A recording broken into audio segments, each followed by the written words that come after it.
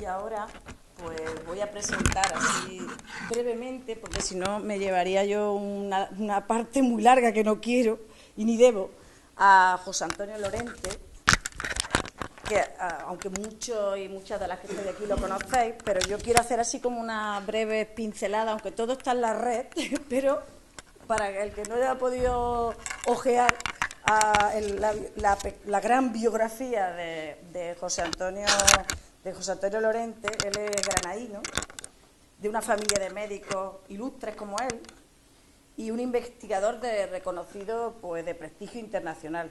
Es catedrático de Medicina Legal y Forense de la Universidad de Granada, director de Genio, director del Laboratorio de Identificación Genética de la Universidad de Granada.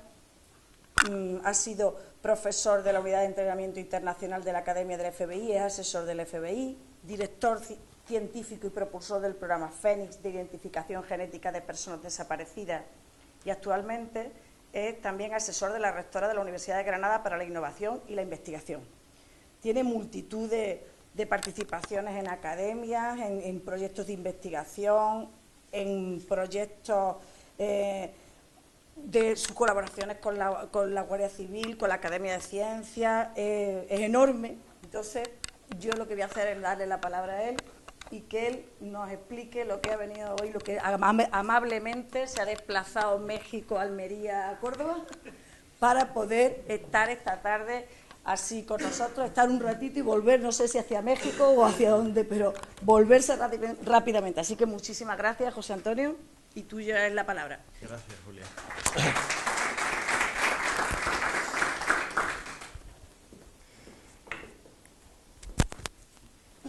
Aquí. Estas cosas son mágicas. Bien, buenas tardes.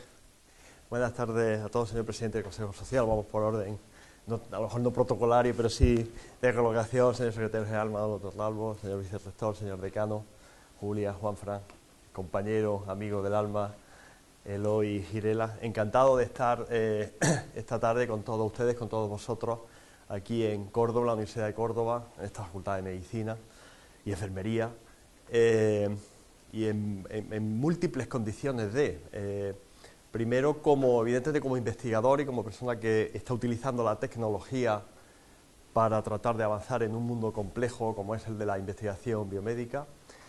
También como director de la Estrategia de Investigación e Innovación en Salud de la Consejería de Salud, que anteriormente mencionaba nuestro vicerrector, la Estrategia 2014-2018, que hay que ir revisando y alineando continuamente, pues dependiendo ya de otras estrategias de mayor nivel que se vayan desarrollando aquí en Andalucía, tanto en Andalucía como a nivel europeo. Hay que ir alineándose continuamente según las necesidades. Y encantado de estar en Córdoba porque Córdoba, y luego les pondré varios ejemplos, ustedes deben de ser conscientes, vosotros debéis de ser conscientes de la importancia que en el campo de la investigación y la innovación médica, biomédica, tiene esta ciudad y esta universidad. No siento sana envidia, lo que me siento es orgulloso de ser andaluz, en este caso particular, y de vivir tan cerca, estando en Granada, de muchos compañeros de Córdoba con los cuales trabajamos continuamente. Uno de los más grandes y el primer gran proyecto de compra pública innovadora, que es una manera de captar muchos recursos y múltiples recursos de investigación, en este caso en el área biomédica, está centrado aquí en la Universidad de Córdoba y en el Hospital de Córdoba a través del desarrollo de un robot de tipo quirúrgico. Y esto es importante. Como decía nuestro secretario general, como decía Manolo, Machado dijo eso de que hay que dar lo que... una de las estrofas que más me gusta de Machado es cuando dice: monedita que está en la mano quizás se deba guardar, la riqueza que está en el alma se pierde si no se da. Lo que nosotros tengamos del alma, que el alma como corazón, pero el alma también como mente, que lo que nosotros conozcamos, si no somos capaces de ofrecerlo a los demás y de compartirlo con los demás y de hacer que sirva para mejorar y para avanzar, de poco sirve. Hay una frase que le oí aquí en el IMIBIC, al profesor Pérez Jiménez, Francisco Pérez Jiménez, que a mí me fue muy importante porque muchas veces mis compañeros médicos digamos, no especialmente dedicados a la investigación, médicos de familia, médicos en hospitales, pero básicamente médicos muy centrados en una parte asistencial. Decía, para mí lo importante es el paciente, la investigación es, porque claro, a los médicos ahora se les pide que dentro de su labor, para completar su currículum, hagan investigación. Entonces, uno de los criterios por los que se valora el conjunto del rendimiento de un servicio, de una unidad, incluso de un ambulatorio, de un centro de salud, aunque sea el de mi pueblo, porque yo originalmente soy de Almería, y tengo que decirlo porque si no, como esto está por las redes, pues, porque me siento muy orgulloso de ser almeriense, de un pueblo de Almería, de Serón. Yo nací en Serón, luego mi padre era médico y pasé toda mi vida en la tierra del mármol, en Olula, Macael y todo eso. Pero bueno, la gente del centro de salud de mi pueblo, de Olula, ¿por qué el médico tiene que hacer investigación? No investigación de altísimo nivel, de tal, para publicar en Nature Genetics o no sé qué, pero ¿por qué el médico tiene esa obligación y por qué se le trata de exigir con mayor o menor éxito, con mayor o menor intensidad, desde, en este caso, la Consejería de Salud a través del SAS, el SSPA, ¿por qué se le trata de exigir algo de investigación, de innovación, el que aporte más? La respuesta, yo tenía una nebulosa siempre permanente, pero el profesor Pérez Jiménez la dio en una pequeña charla que dio en un acto en el que yo estaba, y dice, el médico tiene la obligación de aportar y compartir su conocimiento para no ser egoísta y hacer que con su experiencia mejoren y aprendan los demás. Si yo, todo lo que he ido aprendiendo a lo largo de mi vida como profesional, ¿qué digo? Como ha sido mi padre toda su vida, como un médico de un pueblo, un buen médico de un pueblo, pero si él cosas que ha ido aprendiendo nunca jamás las ha sido capaz de, trucos de estos, que son innovación muchas veces básica, mira, si tú mezclas esto con lo otro, pues el tratamiento funciona mejor. Si todo el conjunto de médicos, los cientos de miles de médicos que hay, digo medicina, estamos hablando de WeHealth, ¿no? ¿Vale? Pero podría ser cualquier otra parte, podría ser algo de agronomía, que tenemos a Luis el rector, experto en esta materia, en ingeniería, como ingeniero agrónomo. Si los profesionales no compartimos y no tenemos esa necesidad, nos vamos a ver en un momento determinado totalmente aislados y totalmente sobrepasados. Hoy, en el siglo XXI, nunca ha sido así, pero evidentemente en el siglo XXI esto ya es algo totalmente imposible de plantearse. Hay que trabajar y hay que investigar conjuntamente y de manera multidisciplinar. Ese es un paso que ha costado dar, sobre todo para la medicina. Hay cierto tipo de profesiones que por su ejercicio, por sus características, pues marcan a las personas en la manera de ser. Los médicos hemos sido uno de ellos. El médico siempre ha estado concentrado en problemas muy particulares de otras personas, del paciente, y no es una...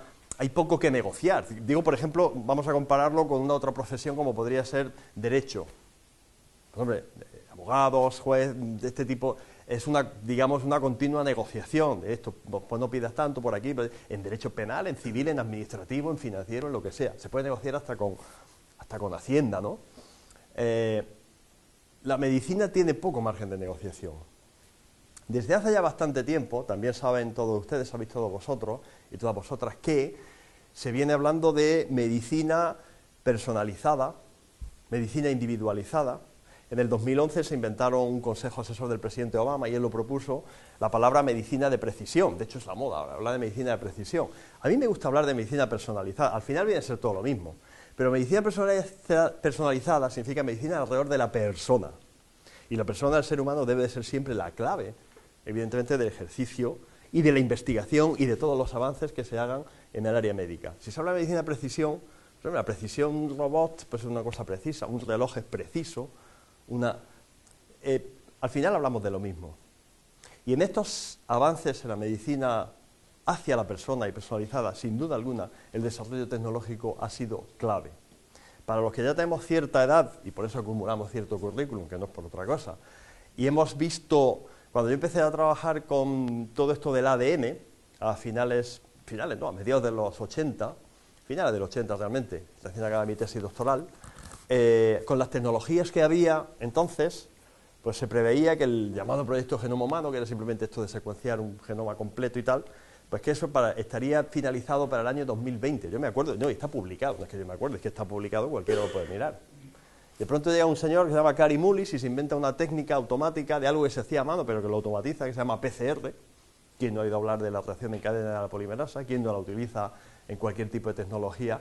y cambia totalmente la perspectiva y la evolución del desarrollo de la investigación genética, genómica, de todas las ómicas, porque nos permite pues, realizar en un corto plazo de tiempo lo que antes era algo pues, realmente tedioso, porque yo me acuerdo de hacer tecnologías pre-PCR y lo que había eran múltiples tecnologías complementarias que trataban de suplir lo que hoy en día se hace de una manera automática. Entonces, estos grandes cambios que se van produciendo van haciendo que la medicina sea cada vez pues, más precisa, evidentemente, pero más precisa para centrarse en la persona. La medicina, básicamente, tiene que hacer, el médico lo que hace es un diagnóstico, un pronóstico y un tratamiento. Y eso es algo, ¿verdad, Eloy?, que es propio de la medicina, y verdad, señor decano, y verdad, todos los médicos que hay aquí. Es decir, el patrimonio de diagnosticar, en base a ese diagnóstico, hacer un pronóstico. El pronóstico es muy importante, porque bueno, normalmente los pronósticos son leves, banales, pero dependiendo del pronóstico, si estamos diagnosticando una enfermedad grave con un pronóstico muy malo, lo mismo podemos aplicar tratamientos más agresivos. Yo no le voy a aplicar un tratamiento quirúrgico o médico, farmacéutico agresivo, quiero decir, que pueda producir muchos efectos secundarios a una persona que tiene un buen pronóstico o que no tiene nada grave. Entonces, diagnóstico, pronóstico y tratamiento. Ahora bien, lo más importante de la medicina del siglo XXI y hacia la cual vamos abocados, la cual estamos, y de todo esto del We Health y todo lo demás, lo más bonito de todo esto será el desarrollo de la medicina preventiva y de la medicina predictiva. Medicina preventiva no en el concepto de salud pública que existe de toda la vida, evidentemente, vacunas y epidemiología y todo esto, imprescindible, sino la capacidad que nosotros vamos a tener de predecir, prevenir basados en la predicción. Predicción que va muy ligado a la genética y por lo tanto a la genómica, y que va menos ligado, porque serán más complementarios de diagnósticos más acertados, a otras áreas de las ómicas, a lo que es la transcriptómica, lo que es la proteómica, lo que es la degradómica o la metabolómica, digo por poner ejemplos. Esas otras ómicas nos darán información de la evolución momento a momento de un paciente determinado.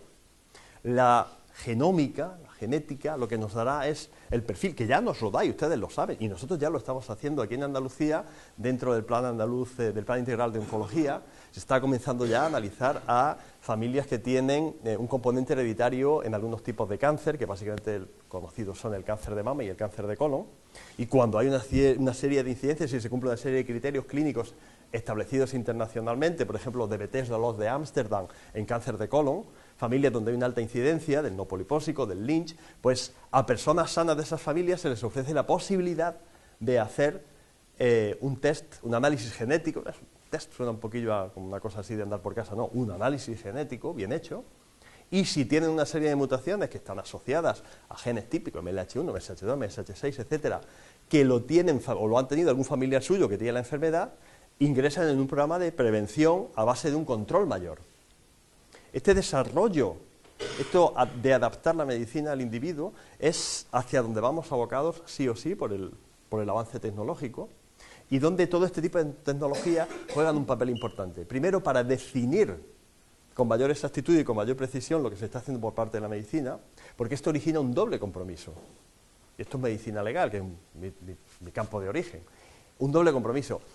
Cuanto mayor es el conocimiento y la capacidad de manejar instrumentos de diagnóstico, de pronóstico y de tratamiento que tenemos los médicos, mayor es nuestro compromiso ético y deontológico frente al paciente, pero ojo, mayores son las exigencias de los pacientes y del conjunto de la sociedad frente a los médicos, lo cual es totalmente lógico.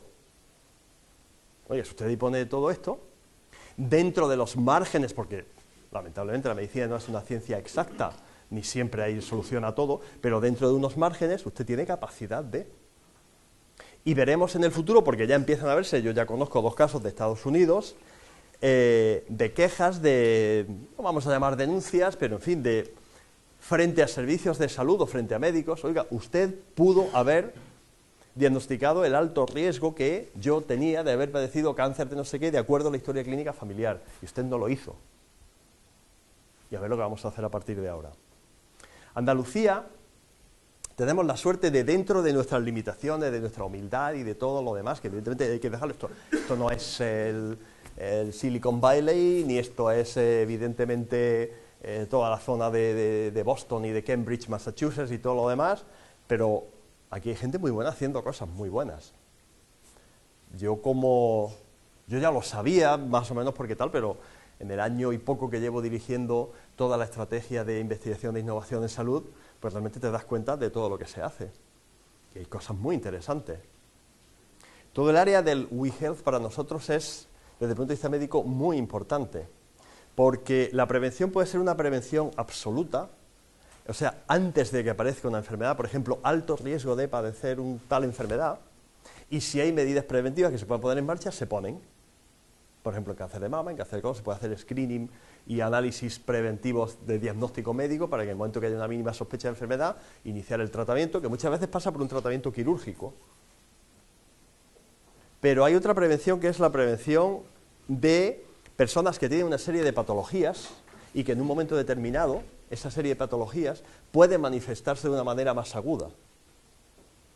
El simple uso de, digo simple por la facilidad y por la, digamos, por la capacidad de que se haga pues algo habitual, de pulseras con sensores suficientes para determinar, por ejemplo, desde la posición de una persona o los movimientos de una persona que tiene, por ejemplo, personas mayores que tienen cierto tipo de enfermedades, que tienen que tomar un cierto tipo de alimentación, de medicación, etcétera, y de eso hay aquí gente que sabe, pero muchísimo, porque están haciendo cosas de estas, y que da una información según la posición que tienen dentro de la casa de si se han tomado la pastilla, cuántas veces se han levantado, por ejemplo, por la noche, si han ido al servicio o no por algún tipo de necesidad que hayan tenido, y eso sirve como datos objetivos, por ejemplo, para el médico.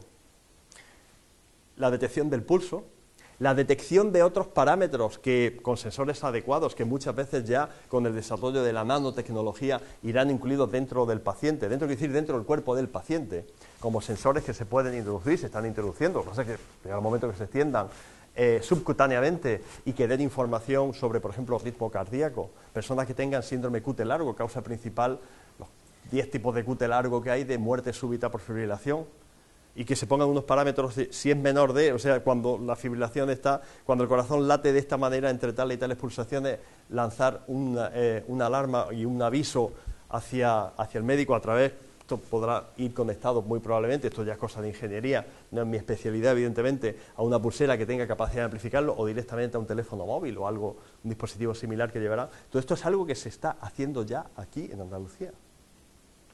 Y que en jornadas como esta de WeHealth se pone de manifiesto que existen estas inquietudes.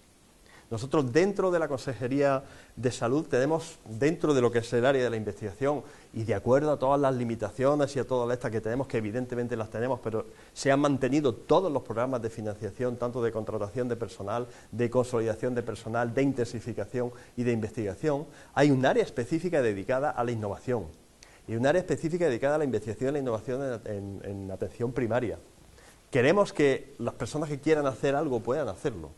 Acabo poniéndole lo último de lo que nosotros, ya por poner a un ejemplo personal, estamos haciendo. Yo tengo el honor de dirigir el centro, es un centro mixto público, depende de la Consejería de Salud de la Junta de Andalucía, pero es mixto entre el laboratorio Pfizer, la farmacéutica más grande que hay, la Universidad de Granada y la Junta de Andalucía, a través de la Consejería de Salud y la Consejería de Economía e Innovación. Este centro Pfizer de genómica y oncología, hay diversos grupos de trabajo, todos ellos trabajando en materias, punteras del máximo nivel. Mi grupo de trabajo centramos nuestra investigación y ahí están los resultados muy buenos. Acaban de concedernos un proyecto, un H2020, y bueno, hemos pedido una CPI, una compra pública innovadora, que ha pasado todos los filtros y yo no sé por qué no han decidido todavía, pero esperemos que sea positiva. Estamos trabajando a un nivel bastante bueno. Nosotros trabajamos en la detección de células tumorales circulantes, las llamadas CTCs. Las células tumorales circulantes, como su nombre indica, son células que escapan del tumor, del cáncer, vamos a llamarlo en términos más generales, originario, primario, circulan por la sangre, acaban anidando algunas de ellas en algún órgano distante y a partir de ahí se desarrollan y es lo que es el proceso metastásico. La metástasis es la causa de muerte de más del 80-85% de los tumores del cáncer. El tumor primario, el cáncer primario, si una persona diagnostica cáncer en un pulmón, si solamente estuviese ahí en el pulmón, en la mama, en el pecho, en el hígado, que serían tratables quirúrgicamente. Si el tumor estuviese ahí solo, pues quitas medio hígado, que no, hombre, no es lo suyo, pero no pasa nada, quitas metros de intestino, extirpas un riñón, extirpas, excepto zonas muy poco frecuentes por suerte y muy específicas, por ejemplo el sistema nervioso central o nivel cardíaco y tal, que sería muy complejo. Ahora bien, el proceso metastásico es el que hace que este tema esté, y muchos pacientes que no son tratados, por ejemplo, quirúrgicamente, pasa mucho en cáncer de pulmón, y muchos familiares, ¿y por qué no operan a mi padre, a mi hermano, a mi no sé qué? Pues mire usted que no se le opera porque el tumor está ya extendido, entonces el trauma quirúrgico al que se le va a someter para que luego no vaya a haber una curación, porque hay tumor por otros órganos, pues no tiene sentido. Nosotros trabajamos utilizando la nanotecnología y esa medicina de precisión basada en técnicas de tipo ómico, en la detección en el aislamiento de células tumorales circulantes con sangre de los pacientes. Eso es algo que es muy del campo forense, que es desde el que mi campo de origen y del que yo no renuncio, porque yo siempre digo que buscar células tumorales circulantes es buscar una célula mala entre muchas células buenas. ¿Cuál es el trabajo forense policial? Buscar a una persona mala, al malo de la película, entre una sociedad que está compuesta básicamente de buenas personas. Entonces, pues, a nosotros nos mandan los oncólogos, o los urólogos, o la gente que esté viendo algún tipo de tumor, sangre, 10 mililitros, 7,5 mililitros, de una persona que tiene, pues ya dependiendo del tipo de estudio que estemos haciendo, pues un tumor, un cáncer de pulmón microcítico, de células microcíticas, no sé cuánto, estudiamos las características aislando con diversas metodologías que se han desarrollado, todas ellas a base de nanofiltros, de nanofibras, etcétera. Estudiamos y aislamos esas células tumorales circulantes y vemos las características que tienen. Igual que lo hacen nosotros, hay otros grupos que lo hacen evidentemente también dentro de España y hay otros muchos grupos, no muchísimos, pero muchos grupos en todo el mundo que trabajan en esta materia. Claro, es una materia de estas caliente que está de moda, porque se está viendo ya desde hace cierto tiempo que las características que tienen estas células tumorales circulantes, las características no solo fenotípicas sino genotípicas, son diferentes de las células del tumor originario. Tienen, por ejemplo, lo que se llama la transición epitelio-mesenquimal, que hace que pierdan características del tumor primario. ¿Qué es lo que pasa? Pues que cuando hay un tratamiento no responden a ese tratamiento. Lo mismo el primario, el original, cede ante la quimioterapia, pero parte de esas células tumorales circulantes no se ven afectadas por la misma, porque no tienen receptores frente al anticuerpo o al inhibidor que se está haciendo en un tratamiento primario. Ahora estamos en la fase, y acabo con esto porque no soy yo el protagonista de la sesión, pero sí quería hacerles una introducción global de lo que se hace en Andalucía y un ejemplo personal de lo que estamos haciendo nosotros. Ahora estamos trabajando, y el H2020 en gran parte va para eso, que acaban de concederlo, lo activaremos o se activa a partir del mes de, punto de vista operativo y económico, a partir del mes de abril, en nanotecnología, con nanopartículas que sean capaces de circular por la sangre y de captar y bloquear y neutralizar esas células tumorales circulantes, de tal manera que no tengan capacidad metastásica. Por suerte el organismo, a través de su sistema inmunológico, bloquea el 99,99% de todas las células tumorales circulantes. Por suerte nuestro sistema inmunológico bloquea el 99,99% o más de las células tumorales circulantes que consiguen anidar en un órgano diana donde podrían generar una metástasis. Pero por desgracia, como son miles y miles y miles las células tumorales que se vierten desde el tumor primario, algunas se escapan y ahí tenemos esos problemas. Por lo tanto, estamos en un campo, en una era apasionante, donde la medicina lo que aporta es el dato, digamos, de tipo médico, el control y el seguimiento del paciente, el conocimiento de la fisiología y la fisiopatología, pero donde son otras técnicas de todo tipo, incluidas todo lo relacionado con la correlación de información y con la transmisión de esa información a distancia. Son ingenierías, son básicamente otro tipo de material, de profesionales, los que tienen que colaborar con los médicos para esto. La medicina y su relación con el paciente será siempre la misma, esa relación sagrada desde el punto de vista ético y deontológico, ese compromiso, ese juramento hipocrático o equivalente que hacemos todos los médicos será la misma, pero la investigación de la medicina ya ha pasado de ser excepto casos de reportar casos puramente de tipo médico, epidemiológico, a propósito de un caso famoso, esos trabajos interesantes se publican con frecuencia, la investigación ha pasado a otro nivel. La medicina personalizada, la medicina de precisión, exige técnicas y tecnologías que están totalmente ajenas al conocimiento médico y que tienen que ser médicos con esa pasión y esa vocación de interaccionar con ingenieros, con físicos, con matemáticos, con estadísticos, los que los realicen, y a su vez, y esto es lo bonito de estos foros, tienen que ser personas del mundo de la ingeniería, de la física, de las matemáticas, hasta de la agronomía, por toda la parte microbiológica, por ejemplo, todo lo que es en relación a microorganismos, etcétera, con pasión por la medicina, los que interaccionen con los médicos. Yo creo que en ese sentido hay mucho que ver, yo creo que habrá muchos foros, incluso de manera específica, seguro Julia y Juan Fran, que se desarrollarán aquí, donde iremos viendo poco a poco cómo se avanzan esas tecnologías. Y tecnologías desarrolladas aquí, algunas de ellas en Andalucía, porque se están haciendo y que son realmente, si no únicas, cuando menos pioneras a nivel nacional y a nivel internacional. Y por ello me congratulo y agradezco muy sinceramente la invitación que me hicisteis para estar aquí, estoy encantado. Y evidentemente en foros como este, cada vez que haga falta, lo encajaré en la agenda y aquí estaré. Muchas gracias. Gracias a todos.